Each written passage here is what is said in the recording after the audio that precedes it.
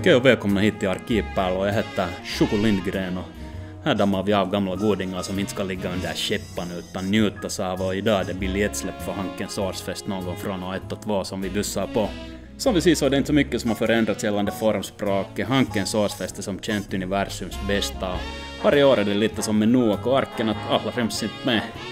Där ser vi Rafu Daniels som är klubbens hatt. Han insisterar på att komma med båt när det inte var is. Ryktet sa att det skulle vara frus i samma kväll när gänget blev på kapelle och fila strategier. Så Rafus prom lär ha stått i kolerbassängen ännu på vappen. Där var Silen Krasse och Janne Stjernborg. Det var ett radarpar som alltid var där det hände. De var först på plats kvällen innan och sen töjde kvällen lite så de fick köa. Silen blev färdig just innan han dog 72.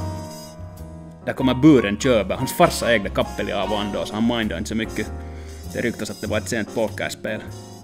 Stickan Gylling han var landmärke för kvalitet. Om man ville hitta snygga brudar på en fest så var det bara att titta efter Stickans huvud.